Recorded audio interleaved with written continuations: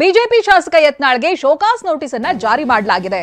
BJP ಕೇಂದ್ರೀಯ ಶಿಸ್ತು ಸಮಿತಿಯಿಂದ ಶೋಕಾಸ್ ನೋಟಿಸ್ ಕೊಡಲಾಗಿದೆ.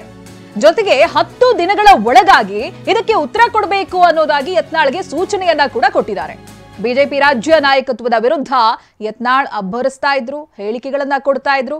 ಇದ್ಯಾವುದು ಕೂಡ ಮುಚ್ಚುಮರೆ ಇಲ್ಲದೇನೆ ಮಾಧ್ಯಮಗಳ ಮುಂದೆನೆ ಮಾತನಾಡ್ತಾ ಇದ್ರು ಬಸನಗೌಡ ಪಾಟೀಲ್ ಯತ್ನಾಳ್. ಸದ್ಯ ನವದೆಹಲಿಯಲ್ಲಿ ಇದ್ದಾರೆ ವಿಜಯಪುರ ಶಾಸಕ ಯತ್ನಾಳ್. ಮುಂದೇನಾಗುತ್ತೆ ಅನ್ನುವಂಥದ್ದು ಪ್ರಶ್ನೆ. ಶೋಕಾಸ್ ನೋಟಿಸ್ಗೆ ಯತ್ನಾಳ್ ಪ್ರತಿಕ್ರಿಯೆ ಸಾಮಾಜಿಕ ಜಾಲತಾಣದಲ್ಲಿ ಪ್ರತಿಕ್ರಿಯೆಯನ್ನ ಕೊಟ್ಟಿದ್ದಾರೆ. ಎಕ್ಸ್ ಖಾತೆ ಮೂಲಕವಾಗಿ ಶೋಕಾಸ್ ನೋಟಿಸ್ಗೆ ನಾನು ಪ್ರತಿಕ್ರಿಯಿಸುತ್ತೇನೆ, ರಾಜ್ಯದ ಬಿಜೆಪಿ ವಾಸ್ತವ ಸ್ಥಿತಿಯನ್ನ ವಿವರಿಸ್ತೇನೆ, ಹಿಂದುತ್ವ ಪರ, ಭ್ರಷ್ಟಾಚಾರ ವಿರೋಧಿ, ವಕ್ಫ್, ಕುಟುಂಬ ರಾಜಕಾರಣದ ವಿರುದ್ಧದ ನನ್ನ ಬದ್ಧತೆ ಅಚಲ ಅಂತ ಎಕ್ಸ್ ಖಾತೆಯಲ್ಲಿ ಟ್ವೀಟ್ ಅನ್ನ ಮಾಡಿದ್ದಾರೆ ಯತ್ನಾಳ್. ಹಾಗಿದ್ರೆ ಈ ಬಸನಗೌಡ ಪಾಟೀಲ್ ಯತ್ನಾಳ್ ಮಾಡಿರುವಂತಹ ಟ್ವೀಟ್ ನಲ್ಲಿ ಏನೇನು ಬರೆದುಕೊಂಡಿದ್ದಾರೆ ಗಮನಿಸೋಣ ಬನ್ನಿ.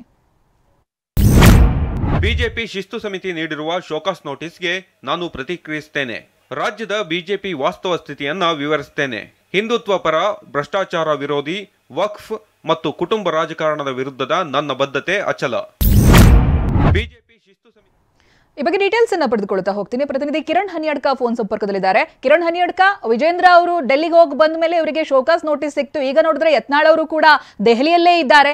ಏನೇನ್ ಬದಲಾವಣೆಗಳು ಆಗುತ್ತೆ, ಜೊತೆಗೆ ಯತ್ನಾಳ್ಗೆ ಈ ರೀತಿಯಾದಂತಹ ನೋಟಿಸ್ಗಳೇನು ಹೊಸ್ತಲ್ಲ ಅಂತ ಅವರು ಪ್ರತಿಕ್ರಿಯೆಯನ್ನ ಕೂಡ ಕೊಟ್ಟಿದ್ದಾರೆ. ಹನಿಯಡ್ಕ ಚೈತ್ರ, ಈ ಹಿಂದೆ ಕೂಡ ಶಾಸಕ ಯತ್ನಾಳ್ ಅವರಿಗೆ ಇದೇ ವಿಚಾರವಾಗಿ ಅಂದ್ರೆ ಪಕ್ಷದ ನಾಯಕತ್ವ ವಿರುದ್ಧ ಮಾತನಾಡ್ತಿದ್ದಾರೆ ಅನ್ನುವಂತ ಕಾರಣಕ್ಕಾಗಿ ನೋಟಿಸ್ ಅನ್ನ ಕೊಡಲಾಗಿತ್ತು. ಇದೀಗ ಮತ್ತೊಮ್ಮೆ ನೋಟಿಸ್ ಅನ್ನ ಕೊಡಲಾಗಿದೆ. ಬಹಳಷ್ಟು ಒತ್ತಡದ ಬಳಿಕ ಅಂದ್ರೆ ಬಿಜೆಪಿ ರಾಜ್ಯಾಧ್ಯಕ್ಷ ವಿಜೇಂದ್ರ ವರಿಷ್ಠರನ್ನ ಭೇಟಿ ಮಾಡಿದ ಬಳಿಕ ಮತ್ತು ವಿಜೇಂದ್ರ ನಿಷ್ಠ ಮಾಜಿ ಶಾಸಕರುಗಳು ಸಾಕಷ್ಟು ಒತ್ತಡವನ್ನ ಹಾಕಿ ಸಭೆಯ ರೂಪದಲ್ಲಿ ಚರ್ಚೆಗಳನ್ನ ನಡೆಸಿದ ಬಳಿಕ ಈಗ ಕೊನೆಗೆ ಬಿಜೆಪಿ ಕೇಂದ್ರೀಯ ಶಿಸ್ತು ಸಮಿತಿ ಈಗ ನೋಟಿಸ್ ಅನ್ನ ಜಾರಿ ಮಾಡಿದೆ.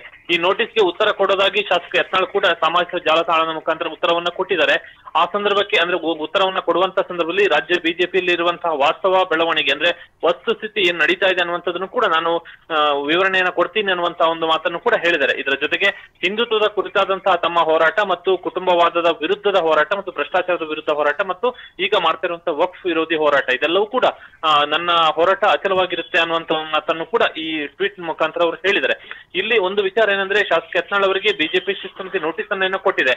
ಆದ್ರೆ ಅದಕ್ಕೆ ಶಾಸಕ ಯತ್ನಾಳ್ ಉತ್ತರವನ್ನ ಯಾವ ರೀತಿ ಕೊಡ್ತಾರೆ ಮತ್ತು ಉತ್ತರ ಕೊಟ್ಟ ಬಳಿಕದ ಮುಂದಿನ ಕ್ರಮ ಏನು ಅನ್ನುವಂಥದ್ದು ಈಗಿರುವಂತಹ ವಿಚಾರ. ಯಾಕೆಂದ್ರೆ ಇಲ್ಲಿ ಉತ್ತರವನ್ನ ಕೊಟ್ಟ ಬಳಿಕ ಶಿಸ್ತು ಸಮಿತಿ ಅಥವಾ ಬಿಜೆಪಿ ಹೈಕಮಾಂಡ್ ಏನಾದ್ರೂ ಕ್ರಮವನ್ನ ನಿಜವಾಗ್ಲೂ ಕೂಡ ಕೈಗೊಳ್ಳುತ್ತೋ ಅಥವಾ ಉತ್ತರವನ್ನ ಪಡೆದು ಅಲ್ಲಿಗೆ ಸುಮ್ಮನಾಗುತ್ತಾ ಅನ್ನುವಂಥದ್ದನ್ನು ಕೂಡ ನೋಡ್ಬೇಕಾಗತ್ತೆ. ಯಾಕಂದ್ರೆ ಯತ್ನಾಳ್ ಕೊಡುವಂತ ಉತ್ತರದ ಮೇಲೆ ಅದೆಲ್ಲವೂ ಕೂಡ ಅವಲಂಬಿತ ಆಗಿದೆ. ಇದರ ಮಧ್ಯೆ ಯತ್ನಾಳ್ ಅವ್ರನ್ನ ಪಕ್ಷದಿಂದ ಉಚ್ಚಾಟನೆ ಮಾಡಬೇಕು ಅನ್ನುವಂತಹ ದೊಡ್ಡ ಮಟ್ಟದ ಕೂಗನ್ನ ವಿಜೇಂದ್ರ ನಿಷ್ಠ ಮಾಜಿ ಶಾಸಕರು ಕೂಡ ಎಬ್ಬಿಸ್ತಾ ಇದ್ದಾರೆ. ಹೀಗಾಗಿ ಹೈಕಮಾಂಡ್ ಅದನ್ನ ಎಷ್ಟ ಮಟ್ಟಿಗೆ ಗಂಭೀರವಾಗಿ ಪರಿಗಣಿಸುತ್ತೆ ಅನ್ನುವಂಥದ್ದು ಕೂಡ ಇರುವಂತ ವಿಚಾರ. ಆದ್ರೆ ಸದ್ಯದ ಬೆಳವಣಿಗೆಯಲ್ಲಿ ಯತ್ನಾಳ್ ವಿರುದ್ಧ ಕ್ರಮವನ್ನು ಕೈಗೊಳ್ಳಬೇಕನ್ನುವಂತ ಒತ್ತಾಯ ಏನಿತ್ತು ಅದಕ್ಕೆ ಬಿಜೆಪಿ ಹೈಕಮಾಂಡ್ ನಿಂದ ಒಂದಷ್ಟು ಸ್ಪಂದನೆ ಸಿಕ್ಕಿದೆ. ಹೀಗಾಗಿ ವಿಜೇಂದ್ರ ನಿಷ್ಠರು ಅಂತ ಹೇಳ್ಕೊಳ್ಳೋದ್ರಿಂದ ಮಾಜಿ ಶಾಸಕರ ಒತ್ತಾಯಕ್ಕೆ ಒಂದಷ್ಟು ಗೆಲುವು ಸಿಕ್ಕಂತಾಗಿದೆ, ಅವರ ಕೈ ಮೇಲಾದಂತಾಗಿದೆ ಸದ್ಯದ ಪರಿಸ್ಥಿತಿಯಲ್ಲಿ. Chaitra, okay, thank you Kiran ಮಾಹಿತಿಗಾಗಿ.